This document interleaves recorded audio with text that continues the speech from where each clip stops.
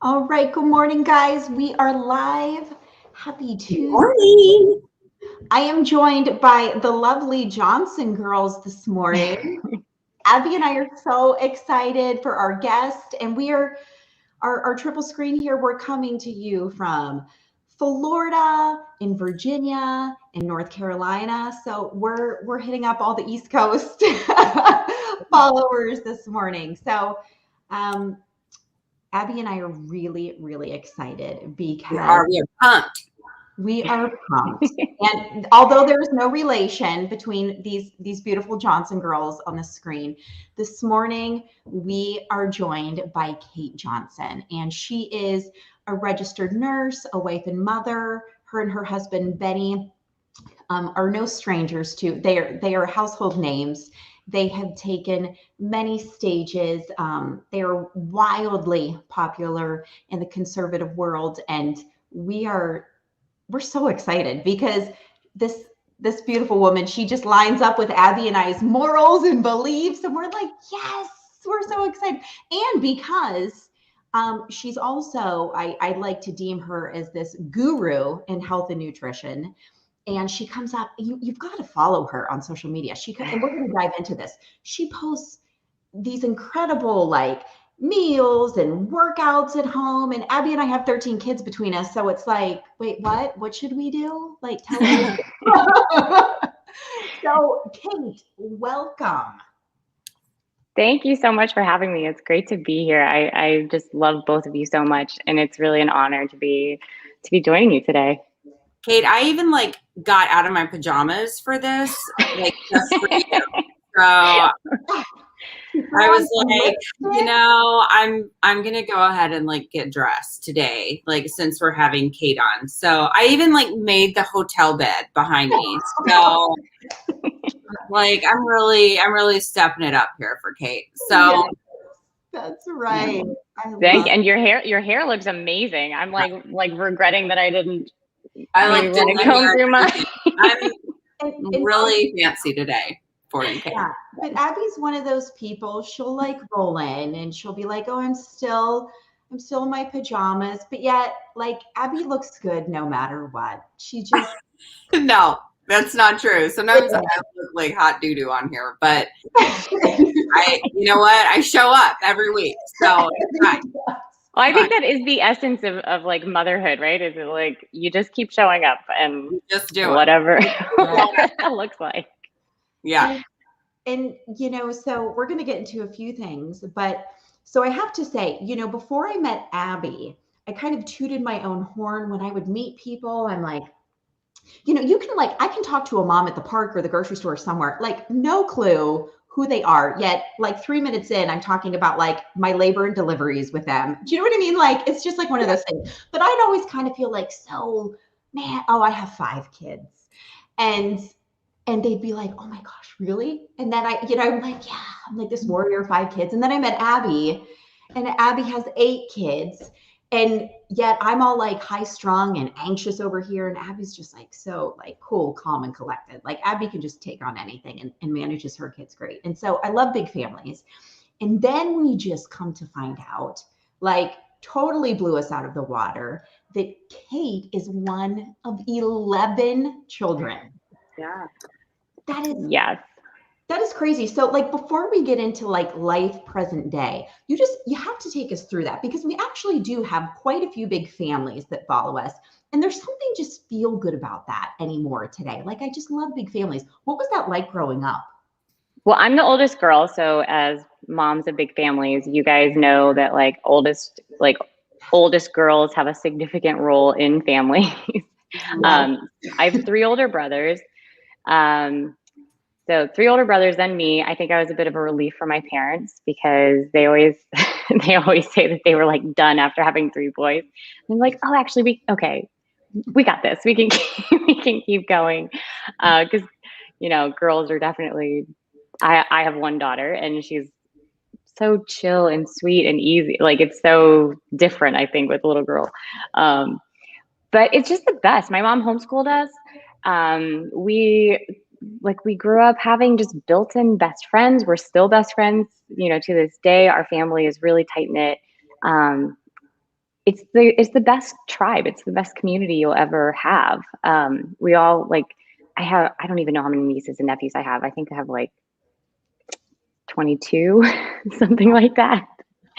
And so it just like keeps growing and getting bigger and better. And, I don't know, it's the best. I think it's one of the greatest gifts that I have been given, to be part of a big family.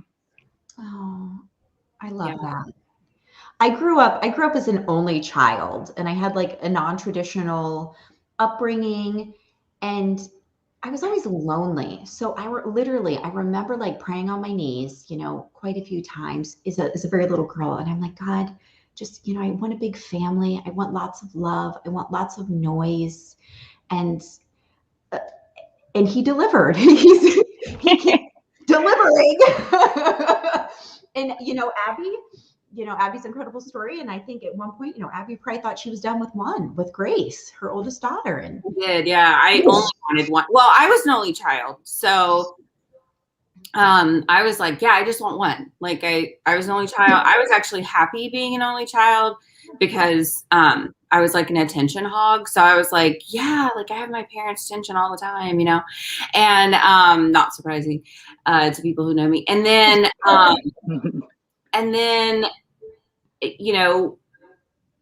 had Grace, and I was like, yeah, like cool, only child. But then after I left Planned Parenthood, I don't know, it was just like God was like, no, like you're gonna have a bunch of kids. And actually what was crazy was that I was like in church one day, and like people thought I was crazy, but like I was in church one day, I just had Grace, and it was like I heard the Lord say to me, you're gonna have 8 children.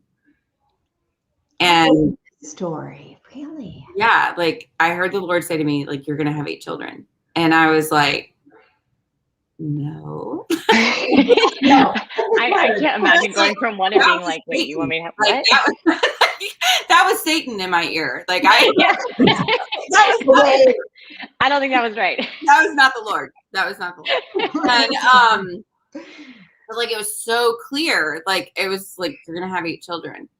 And I was like, no, there's no way. Like that's not right. And but then but I like immediately, like in my heart, I was like, I just had this like longing for more children, and that I had not had before. And so then we had Alex, and then as soon as I had Alex, I'm not even kidding, like after I had Alex, like when I was still in the hospital after having him, I told Doug, I was like, I want to have another one. Like I'm ready to have another one. And he was like, really? And I was like, yeah, like as soon as we can, like I want to have another one.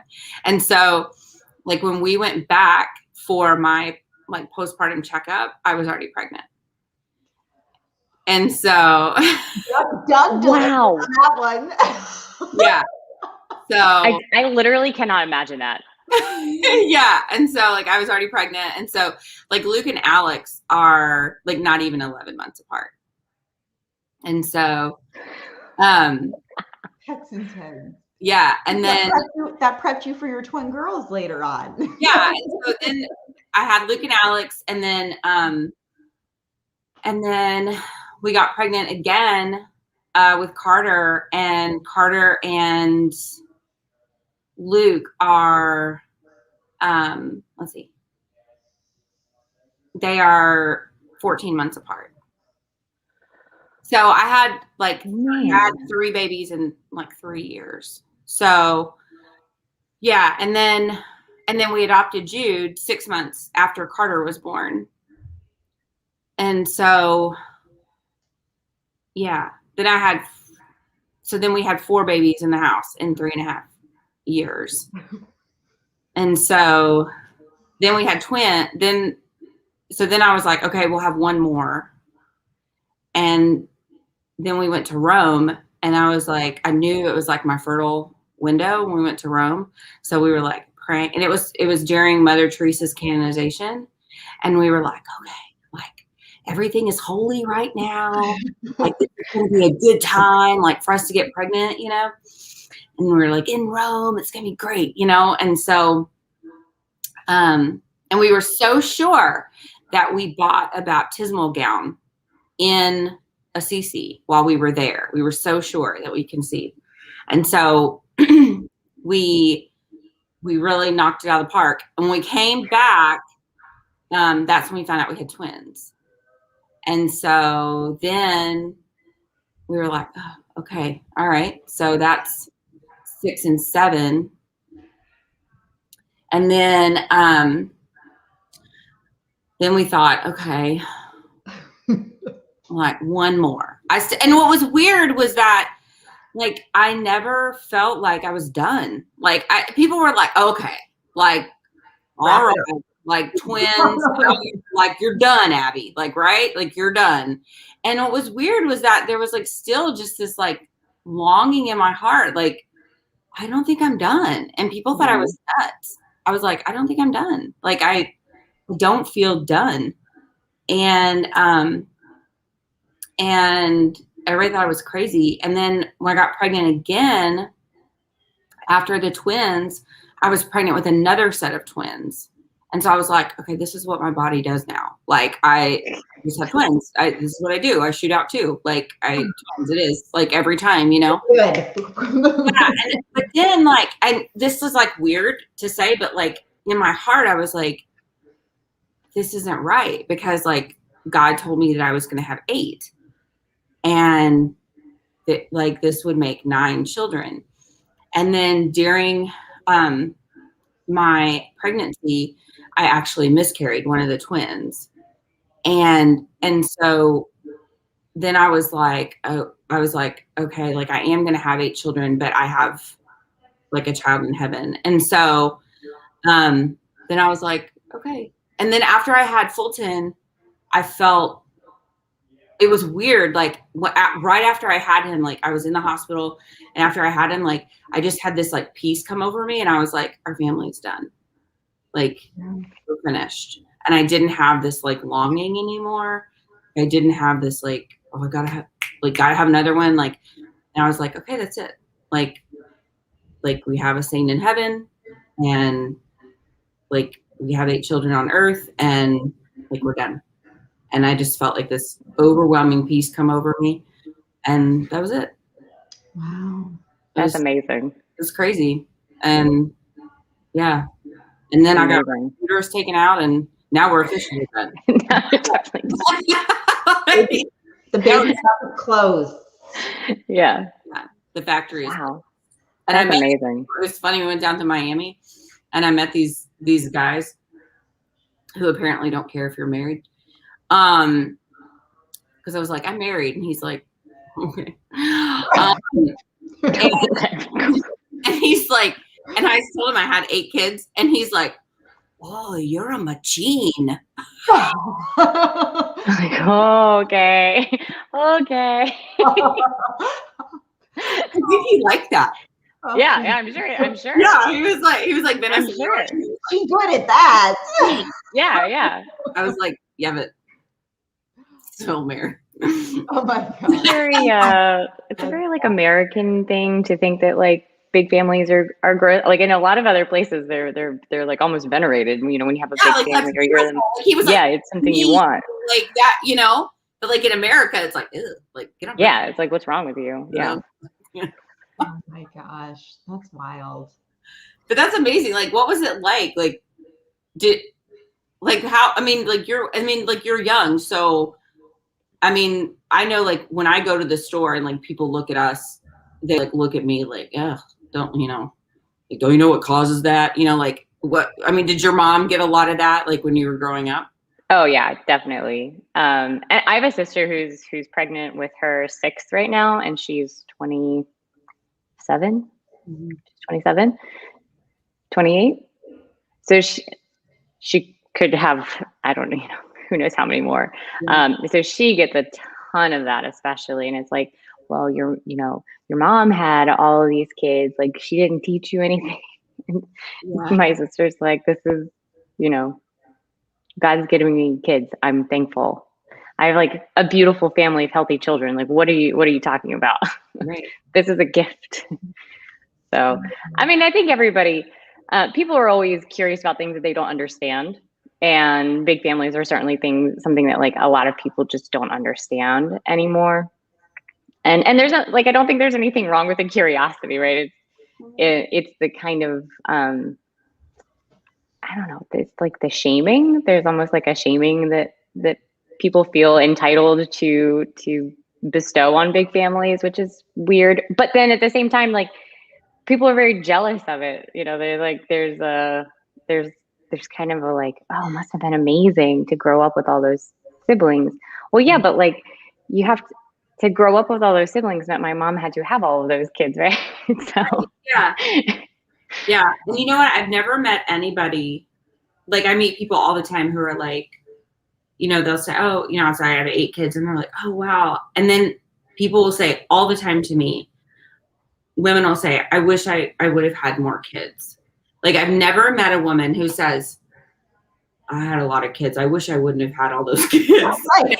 Like, less. Right. all the time, women will come up to me and say, you know, I only had 2, or only had 1, or only had 3. Like, I wish I would have had more. All the time. I mean, like on a weekly basis, women will come up to me and say that. I've never, ever in my life had a woman come up to me and say, I had a lot of kids. I wish I wouldn't have had so many. Like, that never happens, you know? I can distinctly remember my mom asking somebody who was like, oh my gosh, that's, you know, like whatever, number 9, or like, that's just a lot. And she's like, well, which one of them would you suggest that I return or get rid of? And it was just like the most like, well, I guess like none of them. Right. Yeah. Oh my goodness. I love those witty comebacks. You have to have them. You have to be ready, you know? And you know, on the flip side, so you and your husband Benny have this beautiful, sweet baby girl, Eloise. She is just sweet as pie when I've seen some of her photos and in videos, you know, looking at your social media. And before we went live, we were talking about her, and you said, did she just turn 1? She just turned 1 a couple weeks ago. Oh my goodness, what a little sweetheart. And so, you know, on the flip side of this, and I'm sure you and your husband get this, do you get all the time? So when are you having your next one? Yeah. You know, it's like on both ends of not respecting somebody's privacy if and when they're growing their family. But when's the next one coming? Like, let us know. We want to get it on our calendar, you know? Yeah. It's our business. Well, people would ask us that all the time before we had Eloise too. And like, we were open, like we've always been open to having kids since we got married. And it took us, you know, God sent her when he sent her. It wasn't, you know, I've never been on birth control. We've never like tried to not have kids, and he sent her when he sent her. And it was always like, just kind of like a dagger, and it'd be like, oh, well, you come from a big family. Like, aren't you going to have a big family? And I'm like, I'm waiting. Like, I don't know.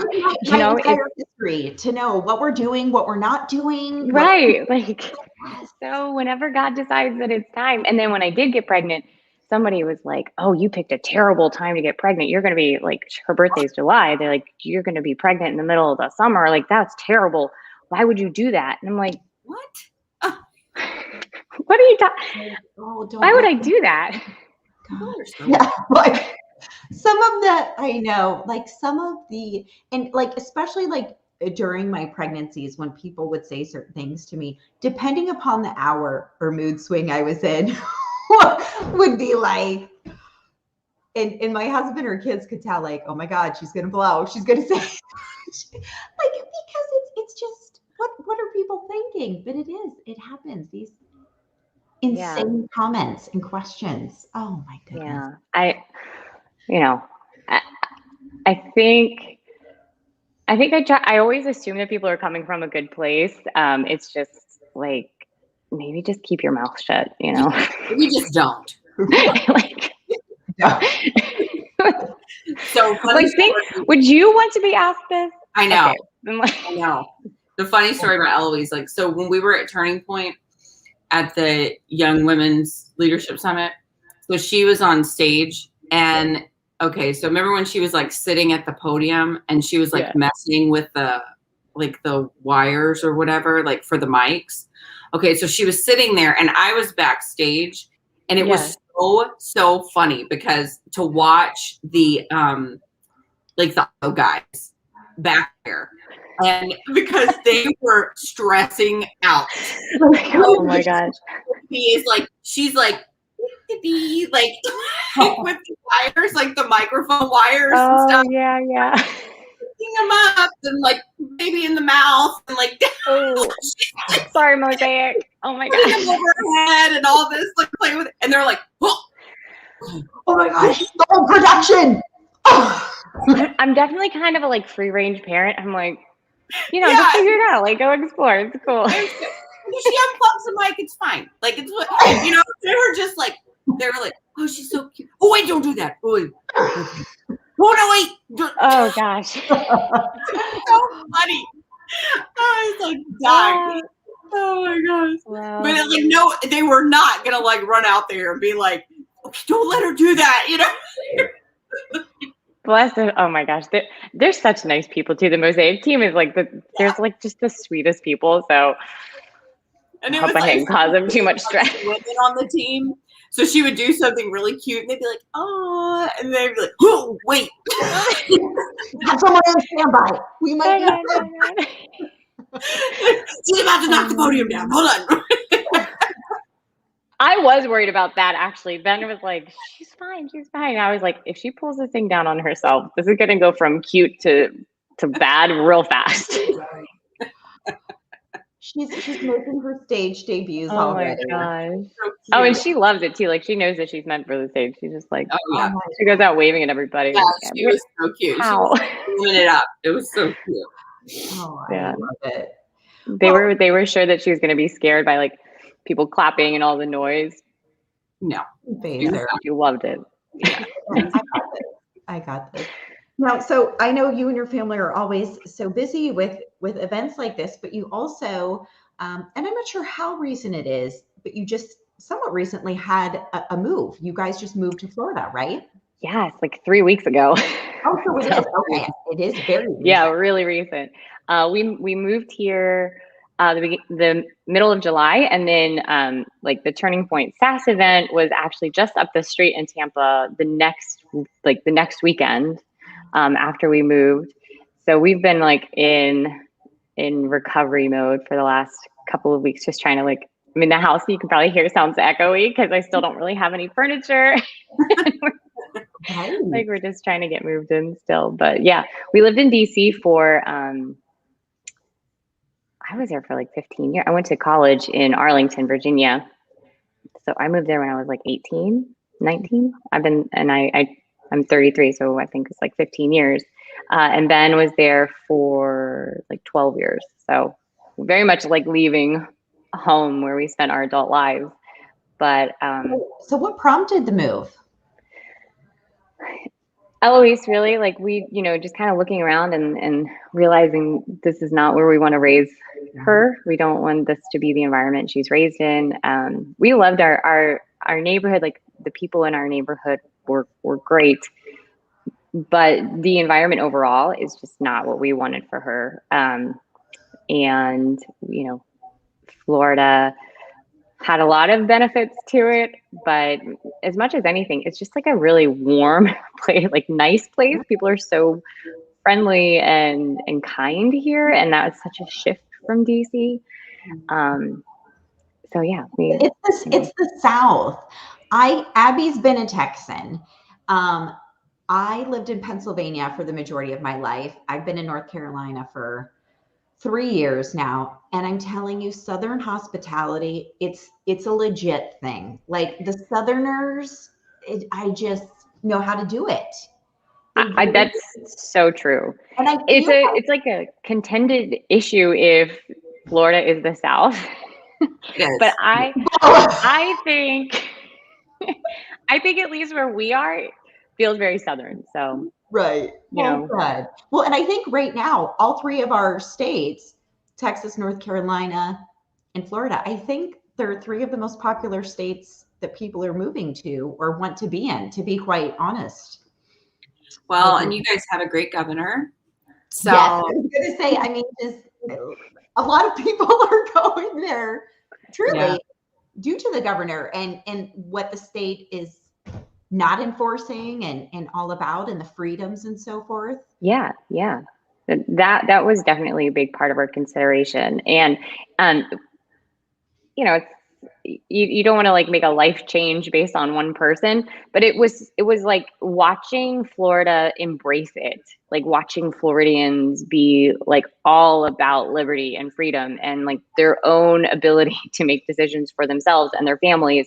So, while the governor kind of sets the stage for it, watching everybody like be fully on board and invested in that same vision is really what brought us here. Like that, the kind of community that was willing to go along with that that's been Florida for a long time. So it's, it's not just like, oh, DeSantis did this. Like that's been Florida for a long time. It's like the same with Texas. Like, this is like Texas culture, right? Like land of the free sort of, like, yeah, right. And so it doesn't matter like who's the governor, like, I mean, it's just, that's like Texas culture, so, right. And so I think it's, it just sort of sets the stage for the type of people that are there and the type of freedoms that are going to be there and, liberty and all that kind of stuff that's in. Yeah. I mean, there's so many people, moving to the, these southern states because of that. And, people really fleeing from these more northern states or like the West Coast. And I always joke, I mean, like I go up north and do speaking stuff, or like I go to California and I'm like, you're all free to come to Texas as long as you vote the right way. Like, and you can't, so many people have been like, oh, you're coming from DC, like don't bring your politics here. And we're not those DC. That's why we're leaving DC. Yeah. Oh my God. Well, I mean, even people who are Democrats though, because Tampa's very purple leaning blue. Yeah. And but even like people we've met who are not, like Republicans, they're still they're more conservative than what, I mean, DC's full of like actual socialists, right, or communists. So, they might be Democrats, but they are like freedom loving, liberty seeking, individual rights people. And that's refreshing. Yeah. Well, speaking of that, I think it's a good segue.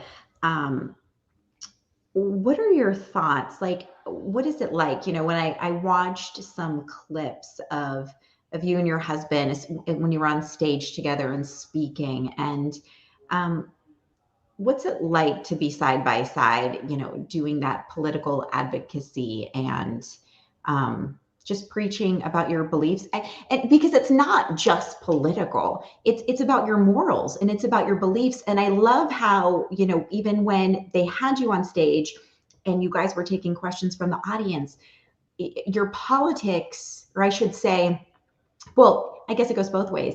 Your morals and beliefs just naturally ooze into that. And that's just who you guys are and what you believe. So what's that like with you guys? Would you like to do a lot more events together like that and speak together? Well, my husband is really, I mean, he's like larger than life in so many ways, but he really does believe in that culture is upstream from politics, right? Like politics follows culture. And if you want to change the narrative of what's going on in politics, you have to change the narrative in what's going on in culture. And right now, culture says that families are bad, that like part of my thing is that like, families are bad. Motherhood destroys you as a woman. Being a father is a prison. It's like terrible to have a family. Marriage is oppressive. You'll never have a great life if you're, married and have kids, and you're gonna like live this sad, miserable existence. And he's been passionate for a long time about rejecting that narrative. Like, that is not true. That is not the case. And studies show it. You can pull whatever, but I think the best way to do it is to live it, to like show people. And it's kind of been a hard decision, honestly, to like decide to put your family out there, because obviously we get attacked and we get critiqued, and every little thing is kind of, picked apart and pulled apart. But at the end of the day, I think it's really important that we show people, like, this is life, this is living. When you are 90, you are not going to look back and be like, oh, I wish I was more lonely. Oh, that was a great decision to not have anybody in my life that I can, count on, whatever.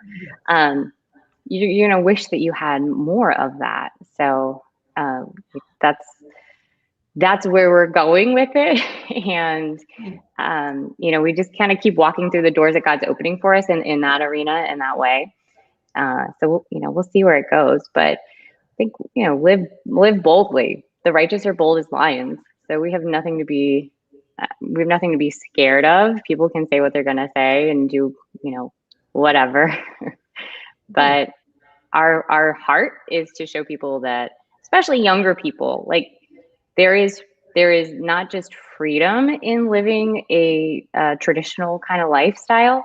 There is so much joy and happiness. And if you are seeking something, follow the plan that God created, follow the design God created, and you will have a much happier life. Yes, I love that. I love that. And it's crazy we're having to say that kind of stuff. I mean, it's like crazy to me. I mean, I was doing my podcast the other day, and I know there was like something that had come up about, I was talking about on my podcast about like pornography and the conservative movement. And I know you and Benny had talked about it. And I was just like, why am I even having to say this? Like, why am I having to say that conservatives should not be consuming or promoting pornography? Like, why am I even having to say this kind of stuff? Like, right. Like, why are we here? Like, let's think about this. Like, let's think about what the conservative movement, like how it was started, why it was started, what the conservative movement is about. Like, think about it. And it's crazy to me. Like, even, I was talking about this too. Like, Bruce Jenner was, like, people were, taking photos with him, like, as if he was like the new conservative, like, darling, of the conservative party, the conservative movement. And I'm like, the dude dresses like a woman. That automatically disqualifies him from being a conservative. Like, think about it, guys. Like, what are conservative values? They are traditional values. Like, why is this so hard for people to understand? And it's like we are trying so hard to include everyone that we are becoming liberals. Yes, and it's everything. This agenda, everything's being pushed upon us to accept. It's all about acceptance. It's all about love. It's all about normalizing. And if you're not accepting of it, if you're not in favor of it, you're racist. You're not Christian-like. You're not loving. Mm-hmm. If you're not for something that you're hateful. And I'm like, no, I'm a Christian. Like, no, I'm not hating people. I'm a Christian. I have values. I have morals. And actually, it's loving for me to tell someone that they are doing something that's against God. Like, it's loving for me to step alongside someone and say, look, I believe that what you're doing is wrong, and let me walk alongside you and try to, like, minister to you, right? Yeah. Like, let's try to make your life right with God.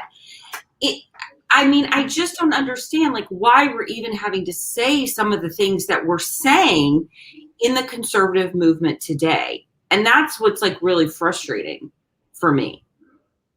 Yeah. Yes. I think things that are interesting about people like Bruce Jenner is like, he has 6 kids. So, you know, if you're 60, whatever, I don't know. You have 6 kids, like you had an opportunity to have a family and like, to do this. You're like preaching though, like part of your platform is to take away that ability from young people. I mean, like to say to like to prepubescent kids that, you should never be able to have that opportunity. Like that is a really, I don't know. I mean, it's really nefarious. It's really bad. It's I dangerous. haven't really like fully like formed my thoughts on this, but I like to say that you think you had that chance. Yeah. Why are you saying that somebody else shouldn't? Like, do you love your children? Like, why do you think other people shouldn't be allowed to have kids?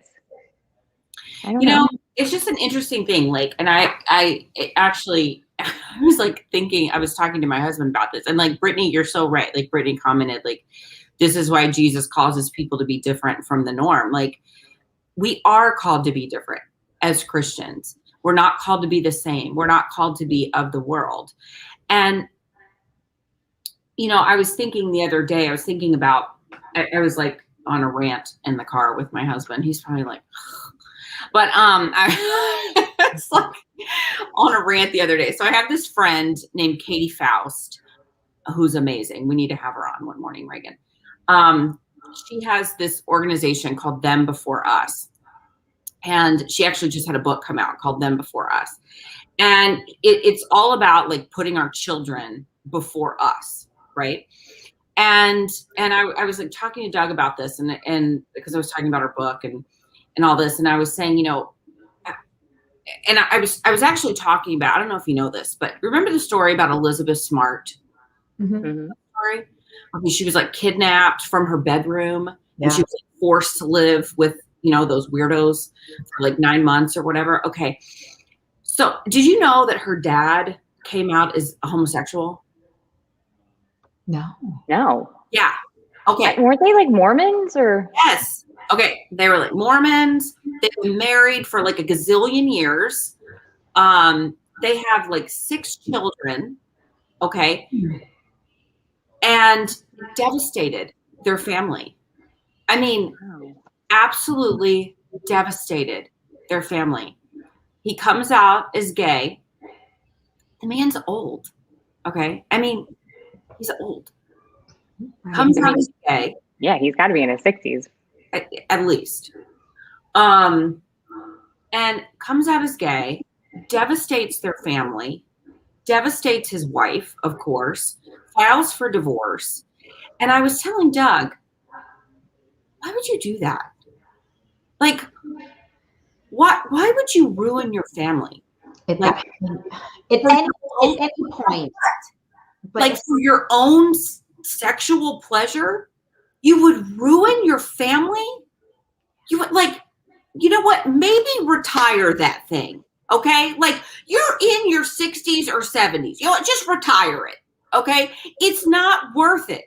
Your sexual pleasure is not worth ruining your family. It is not worth ruining the lives of your children. It's not worth ruining your marriage. Your happiness, this search for happiness or enlightenment or whatever, is not worth ruining the lives of your children and your family and what you signed up for when you got married to your wife 45 years ago. It's not worth it. But this is what we're doing in our society today. We are like, it's all about me, right? Yeah. And The weird thing is that if he left for like a 20-year-old woman or something, like society would be like, wow, what's wrong with you? Like, why would you ruin your family for that? But like, yeah, like it's like we're not supposed to say that because he's gay. Exactly. Like it's like brave and bold, and I don't, pick your adjective. If you're doing it, if you're ruining your family, for an agenda, I guess. Yeah. Like if you're ruining your family to be gay, it's brave. But if you're ruining your family to have a midlife crisis and have a 20-year-old girlfriend, it's selfish. No, it's all selfish. It's the same thing. All Yeah. selfish. Yeah. And I'm so tired of us not calling it what it is. It's all selfish. It's all about me, me, me. And we have got to start thinking about our children and our families before we think about ourselves. When you make a commitment to have children, you have to think about them before anything else. And you know what he actually said? This smart guy who's not very smart, he actually said coming out as gay was harder than losing Elizabeth and having her kidnapped. That's what he said. How devastating must that be for her? I think, and again, oh my goodness, Kate and I are just learning about this. I have not seen or heard this, but I think this example, Abby, is one of millions of how strong the spiritual warfare, how strong the attacks are right now from Satan. And it is, everything is coming back to selfishness, and no one's thinking about any loyalty or obedience to God.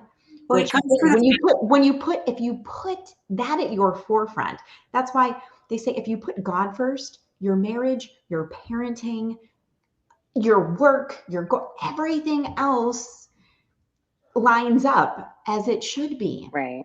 But when we think we're living in this so sick and evil world, so many parts of it, and again, it comes down to selfishness, and again, everything around us is, it's, so often my husband asks me why some of these things bother me.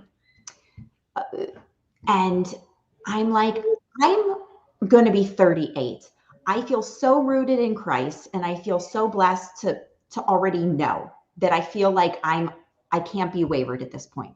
But I said, our children, it's becoming so normalized that they can be swayed. And that's why it irates me. It's why all these things that we're being pushed to accept and pushed to explore, and we have celebrities coming out, I'm no longer a boy or a girl, I'm a they. He's like, why does that bother you? Why does that bother me? Because now I have to explain to my 11-year-old son, but she's not a girl anymore, she's a they. I don't even know where to go with that. Yeah, what does that even mean? She is confused. She is a woman. Do you know what I mean? And it's outrageous to me, and I refuse to accept it. Like, it's disordered. It is disordered. It is disordered thinking. It is not healthy. And now people are displaying their disorders out in the open. Because, like Kate said a few minutes ago, we're supposed to praise it. It's on this trend right now that it's bold and courageous, and I'm freeing myself, and you're racist and hateful if you don't accept it or you don't praise it. And it is like this snowball that is getting bigger and bigger. And now our young, innocent children who are hearing of this and seeing this, wait, that's normal? Well, maybe I'm not a girl. Maybe I'm not a boy. Maybe I'm supposed to be. But that's the point. I mean, like on a spiritual warfare side, that's the point, is that you break in and you start to degrade the truth that God placed inside of you, right? And then it's, putting layers between you and God, putting layers between you and your creator of like confusion and disillusion, and making sure that you are so far removed from your creator that you don't know how to get back. And I think that's so much of the point of all of this. Mm-hmm. And when you kind of view it through that lens, and like, I think, remember that you're not battling flesh and blood. You're not battling that person who's so traumatized and confused and disillusioned, that you're battling a spiritual warfare, spiritual battle. Like, it just, it makes you realize that your solution is to pray for them. Like, God has to intervene. And we have to be, I mean, God, we need an awakening. God has got to show his strength and his true self, right? Like nature itself cries out to God, the creator. And the more we did, the more we say otherwise, it's just a spiritual battle. It really is. Oh my goodness. Speaking of a battle, we wanted to talk with you because you are sort of we're switching gears here. Bad segue. So speaking of a battle though, you are sort of a fitness health person. Yeah. And we've been encouraging people, to really get their bodies in check, right? There's with illness going around and we've been about it enough. Take your supplements, take your vitamins, get your workout on, do what you need to do. I've told everybody, all of our people, like I've been on this fitness journey, I've lost like 40 pounds and I've been encouraging people to do the same, and so, it's not easy. It's not easy to lose weight if you're overweight, but I've done it. You can do it. It's a struggle, but you can do it. And so, especially if you have a lot of kids, it's, that mommy weight sort of sticks to you after you've had a bunch of kids. But I've started doing, what helped me sort of get over, I had done like keto for a while and did some other things. And then, you sort of get stuck at like a plateau, you do things for a while and you sort of get stuck and you get stuck and you get stuck. But then what really worked for me, I got into the gym, but then what really worked for me to sort of kickstart things and what was really easy for me was intermittent fasting. I started doing that and I really loved that. That was really great. I'm still doing that. Plus it sort of helped with like not having heartburn and, just not eating late at night and, things like that. So anyway, tell us what are some of your recommendations? Like what are, things that you encourage, moms, even like after having a baby, that postpartum time can be sort of tough to get motivated. What are some tips and things that you encourage people to do? Yeah. So we often have the conversation about weight and the focus is always like so heavily on weight.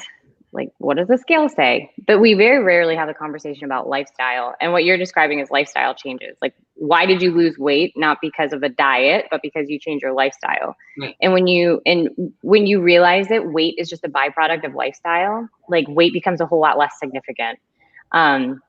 Like for me personally, I have aesthetic goals. Like I like lifting weights. Like that's something that I enjoy. Not everybody does. And like there's no problem with that. But there is a problem with living a lifestyle that fuels and kind of feeds disease and destroys your body. So instead of focusing on like, what do you weigh and what's the number on the scale, I always try to focus people on what does your lifestyle look like? Like, are you moving every day? I don't care how you do it. Like walk around the house, walk up and down the stairs. If you have 8 little kids, you probably moved so much during the day. Like, I don't know if you wear a fitness tracker, but if you did, you probably move like 20,000 steps a day. Right. But maybe you don't have 8 little kids and maybe your kids are teenagers and you're not chasing little ones anymore. So it just depends on kind of where you are in life and what life looks like for you right now. But however you do it, like find time to move your body. We're a very sedentary culture by and large. So get out in the sunshine. You've got to get sunshine. Your body literally requires sunshine. So even if it's 5 minutes, in order to synthesize vitamin D and to fuel good gut health, you have to be out in the sunshine. It regulates your sleep schedule. It literally produces hormones when you go outside. And so, turn off your phones or your TV or whatever, and just go outside, like stand outside in the sun. Mm-hmm. Focus on eating a diet. I always say, like, eat what God made in the way he made it most of the time. That's the easiest thing that I can like distill diet things down into, and then find a way that works for you. So you gotta, like, you experimented with different things. I think keto has some value in that it sort of focuses people in that direction, like eat fresh fruits and vegetables, eat lean proteins. But I think it kind of overemphasizes the restrictiveness sometimes. I like intermittent fasting personally. There's some research that suggests that people who are successful with long-term weight maintenance tend to naturally intermittent fast. So I think kind of like just putting it in your head that that's how you're going to eat from now on can be a really good thing. And maybe for some people it doesn't work. Some people wake up and they have, heartburn or whatever first thing in the morning, and they need to have a bowl of oatmeal or something like that. So just play around and see what works for you. I post on social media things that work for me and my family. I love making like platters. We kind of like eat a variety in that way. That works for us. Maybe that doesn't work for you with 8 kids. It's probably very difficult actually. No, actually we love that. So, oh, really? Yeah. Like for us, I love making, what really works well for our family, because my kids are snackers. They like to snack throughout the day. So, I like to, get like, the like natural beef sticks. You can get them from like Costco, the really long ones, Mm-hmm. I cut them up into little pieces. I cut fresh fruit for them. I cut fresh vegetables. I'll get like some ranch dip or some fruit dip or something. I'll make like a big platter for them. I'll put it on the table, and they just come in all day, and like snack on that, like healthy fruits and vegetables, healthy meats. I'll like roll up little salamis, I'll put olives out for them. And they just like snack on that, all day. I'll put, peanut butter and celery or something, and I'll just make like big platters for them. And it's easier for me, actually. It's easier for me. People are like, oh, that takes up time for you. It does. It takes up time for me one time, right? In the day. It takes up time for me at one time in the day. I make it in the morning. I set it out, and they eat it all day long. Instead of them being like, Mom, can you make me something? And then 30 minutes later, Mom, I'm hungry. And 20 minutes later, Mom, I need a snack, right? Like they just go and they eat off of that all day long. They can eat it for breakfast snack. They can eat it for lunch snack. They can eat it for dinner snack. It's just out all day. And then, we still feed them meals, but that's just, we still feed them. But, don't worry. We give them food. But like, that's just their little snacks. I like that. And it's so easy. And that's what we do. That's what we've done like all throughout the summer.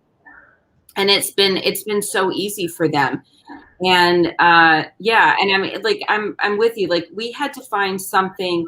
Like keto was great for like a jump start, like sort of get like a good amount of weight off like in the beginning, but it wasn't something I could live with my whole entire life. Yeah. But it was something good to like jumpstart my metabolism, like get some weight off. But then I had to like, okay, what can I do for the rest of my life? And it wasn't a diet. I couldn't do a diet for the rest of my life. I was like, I have to be able to manage my carbs, right? And it was really about managing like portion size. And that was really what it was about for me, because girl can eat. Okay. Like I can eat. So I had to really like manage my portion size and like eat more salad. We actually bought one of those in-home garden things, like where you can grow your own lettuce and stuff like that. Oh, cool. Yeah, like the hydroponic ones. Yeah. And so we eat a ton of salad now because we can just literally go in and like clip off our own salad. That's really cool. Yeah. Yeah. And so that really changed our diet. And, and Yeah, just finding ways to work things in like that is that's what it's all about. Like how can you make this work for your life? Like your life looks different than Reagan's life. Like right. it's not all going to be the same for everybody. And I think everybody's kind of like, people want to know, what exactly do I need to do and how exactly do I need to do it? But if I tell you exactly what I do, you'll be like, oh wait, like I can't do that because my life is different, and that's probably not gonna work for you. I have one kid. I don't have 5 kids. So Talk about like travel, because I know a lot of people ask, like, travel is hard. How do I manage, like, eating healthy when I travel? Like, you and Benny travel a lot. So like, talk to us about, like, making like wiser choices, like when you travel. Like, what are some tips there? So I think it depends kind of on 2 things. Are you traveling like for vacation? Because you're traveling for vacation, I'm a big believer in like, just go enjoy yourself. Like, just have fun and go do just chill. But if you're traveling for work and it's like part of your life and you have to figure out how to work that into your life, just basic things that we do is always, like, if you're getting a salad, always get cheese and dressings on the side. Doesn't mean you can't have it, but then you control your portion. Opt for things like, if you're getting a hamburger or you're at a hamburger place, just take the buns off. Like, try to reduce the excess as much as possible.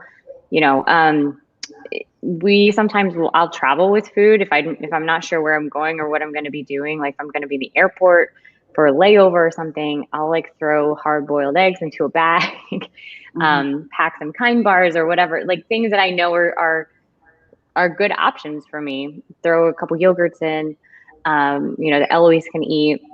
So sometimes it is like a matter of pre-planning. Then when you're there, just stick to your foundational habits, right? The things that you would do at home, look for ways to kind of use the menu to your advantage and build it out in that way. And some people are in periods where they're really, really being very diligent with calorie counting or with like retraining the way that they eat. In those cases, if you're going to be like in a conference for a week, go to the grocery store, like buy some groceries, throw them in the little mini fridge and, make your own stuff. Maybe pick like 1 meal a day to eat in a restaurant or, but yeah, rely on, like, do what you would do at home. Just transport it to the hotel room. Those are things that have worked really well for us.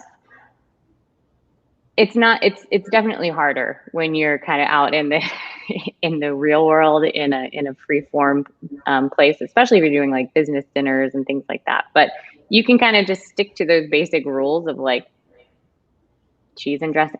If you're getting a salad, you should probably, like, I would recommend doing that anyway, whether you're traveling or not. Just always get the cheese and dressing on the side. The portion sizes for that people will throw in is just, it's typically huge. I mean, it's way more than what you would pick for yourself normally. Right. Yeah. I think having like snacks is probably always a good idea, because I find like, if I don't have something on me, like I'll go and go and go. And then all of a sudden I'm like, I'm starving, Yeah. And then you're like grabbing for a bag of like onion rings. Bad choice. Cause I'm like, I want everything fried, cause then my cravings take over, And you're you're starving. A wise choice, then I'm like, I want fried pickles. I want fried okra. I want fried chicken, and then it's like, and then I make a not wise choice. So, cause you're just really hungry, Yeah. So I think having like a trail mix or like nuts or something like that in your purse is a good idea. Yeah. I mean, I love hard-boiled eggs. So people I used to travel for work. I just left my job when we moved here. But like my coworkers would always make fun of me because I would always have hard-boiled eggs and an avocado. Yeah. In my bag. Yeah. Like, you're so weird. Yeah. I'm just hungry. but like, I'll feel so much better than you will after you eat your bag of Doritos. So. Right. Exactly. Yeah. You'll have good energy. Yeah. It is. And then, so for people who don't know, you are a registered nurse. So, do you plan on going back, like getting into a hospital, being a registered nurse somewhere in Florida? So, I plan on going back in some capacity. I do plan to keep my license. I wasn't really expecting to quit my job, but when we moved, it just kind of ended up making the most sense. It was really hard to manage. I was the director of my department, and it was just a lot to manage that plus this move. So I will be going back. I'm just not sure in what capacity. My previous job was like consulting for the VA, so I would travel to VAs all over the country, and we would work on like process improvements and so like bring the clinical side of nursing into how can we make this a better experience, a safer experience for veterans when they come. And then I'd work with the leadership of the VA in DC to implement that on a national level. So I haven't done bedside. I was a trauma ICU nurse before I went to that. But I haven't done bedside for like 3 years. So yes, I will go back in some capacity. I'm just not sure what it's going to look like right now. I might do something more on the health promotion kind of wellness side. That's what I really love. I really love the preventative health side of things. I think it's just kind of underserved. There's just not a lot of information out there on, I always say like own your health, because nobody tells people that your health is your responsibility. Like your health is yours. And there are people who can help you along the way, but at the end of the day, it's up to you to do it.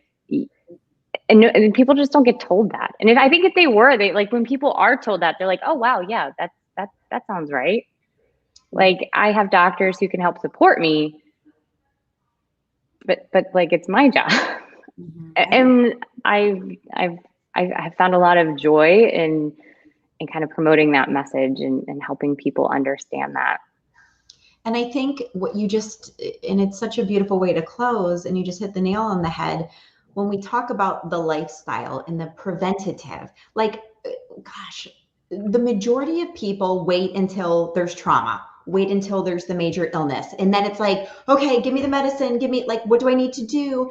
And right. So often all of us could have prevented that per our lifestyle choices, doing the preventative, holistic, options. And a lot of the times we don't want to hear that. I've been guilty of it myself, because we're like, oh, that's just little, that's just basic, that's not going to help. But it does, it all adds up. And I've just, as I've recently started following you, Kate, I just really, really enjoy how authentic you are, and how, not that you make it look simple, but all of your routine, whether you're going on your nightly walk with your husband and daughter, at least 15 minutes out, or, if Eloise is down for a nap and you're doing like your workouts, like you just make it part of your life. Like you make it a non-negotiable. And so for anyone who is not yet following Kate, you can find her on Facebook or Instagram as Nurse Kate Johnson. I love it. It's just inspiring. It makes me want to not have as many excuses as I can always come up with. I think that's right. And I think especially for the, I always hesitate to put out bounce back stuff. But the one thing that I wish I'd known before I became a mom was that having kids doesn't destroy you. Mm-hmm. I wish even though I watched my mom do it and I watched my sisters do it, and I didn't know that. And I, as much as I can, I just want to encourage other moms, having kids literally only makes you better in every way. So it doesn't destroy you. And, it's a visual platform. So I put out visual images of kind of, bounce back. But it's so much more than that. It's you are optimized after you have a baby to build and rebuild, and actually build more muscle, build, be stronger. You are optimized. That's what the research says. Right. So like, stop embracing this lie that having kids destroys you. Yeah. Love that. This is what we're meant to do. This is what women are meant to do. Women You are were designed for this. babies. Yes. This is what our bodies are meant to do. Yes. And we do it well, right? Yes. And it's not this is about what like, God do you have, designed us to do. right. Like if you have like 10 extra, who cares? Like whatever, nobody cares. That's not what this is about. It's not about like, are you a size 0 or whatever? You like on your insides are stronger than you were before you had a baby. Like nobody knows that, but that's what the research says. So, well, and I think it's they will destroy your belly button sometimes. That is look, and yeah. Like, but isn't it cool? Like, isn't it cool just to think about? Like, I think about just like I'm always amazed that like people can be atheists after having a baby, right? Like, because isn't it cool that like that like that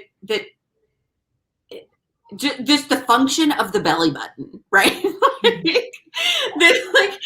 that is like what connected you like to your mother and like like gave you like nutrients and all. I mean, I don't know, like it's just amazing to me, like that intricate design like that God that God created, and that women were made to have babies and to grow them, and then just instinctively know, like our bodies know, like when to push them out, when to evict them, right? And then our bodies know like to feed them, right?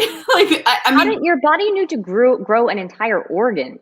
Yes, like you grew a whole organ. Our bodies are amazing, and our bodies can like heal itself, and like our bodies are so powerful, and but I think also our bodies are even more powerful whenever we have like a mind, body, spirit connection. And so I think it's important for people to, I think, God is our great healer. And so, for anyone who's watching that, doesn't have that connection with Christ, reach out and we can help you find that connection. We're big believers in getting in a church body, finding that connection with a local church. All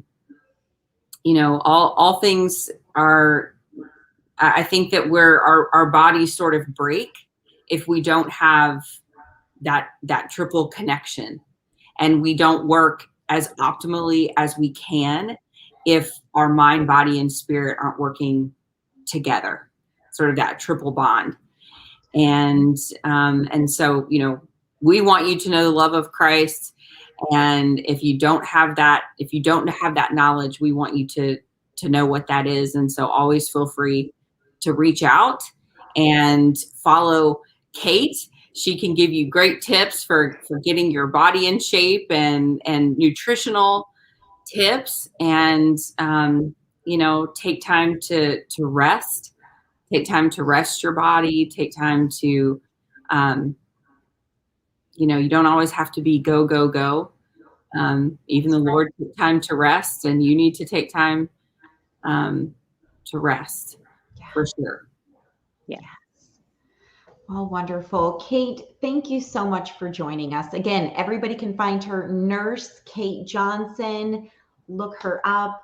I can guarantee you will feel as inspired and motivated as Abby and I do. So make sure you follow her. Thanks for having me on. Thank you so much, Kate. All right, we'll see you guys next week. Bye. Bye.